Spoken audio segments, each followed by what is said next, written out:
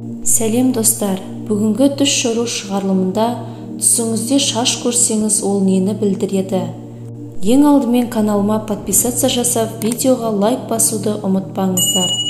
Егер әйел түсінде шашын тарап отырса, кейін өкіну мүмкін іс-әрекеттеріндегі жеңілдікке. Ер адамның түсінде шашы түсе бастаса, қайырымы жоқ, жомарттығы өзіне кедейлікке ұшыратады. Өзіңіздің шашыңыздың азаюы нашар белгі. Өзіңізді және денеңізді шаш басса кешірімділікке. Ал бірақ бұл түс әйел адам көрсе, имандылықтан асып, тілектерінің жетегіне кетіп, өзінің қалағанын ғана істеуі мүмкін. Түсіңізде шашыңыз қара және бұйра болса, махаббат шырмауында қаласыз. Ал алтын шаш серігіңіздің батыл және арлы екендігін білдіреді.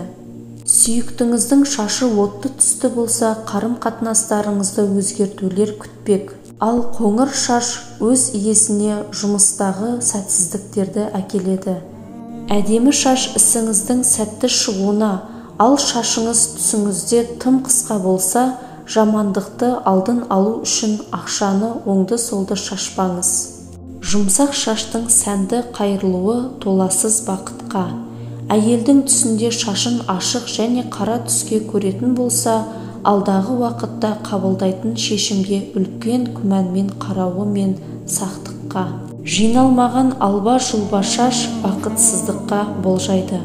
Шашы ағарған кісілерді көруде жақсылыққа емес, ал бұндай түсті көрген ғашықтар бақталасқа ие болады.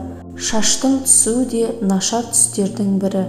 Ал аппақ шаш иелеріне қуанышты жаңалық, жол сапарлары мен кездесулер әкеледі. Түсіңізде біреудің шашын сипау махаббат істеріндегі оң өзгерістерге лайықты серіктің табылуына. Шашқа оралған гүл кедергілердің шығуына, бірақ олар сізді еш қорқытпайды да, тепе-теңдікті де бұзбайды. Әйел адам түсінде шашының гүлге оралғанын көрсе, ұзаққа созылмай жолығатын қиындықтарға күш-жігерін дайындау қажет. Түс көретін адамның түсінде шашына ақ түсіп, беті жас көрінсе, өмірде сәтсіздікке жолығады.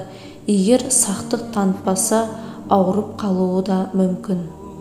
Достар, бүгінгі түс шору шығарылымы осыменен аяқталды. Видео ұнаса лайк басып, каналыма подписаться жасауды ұмытпаңыздар.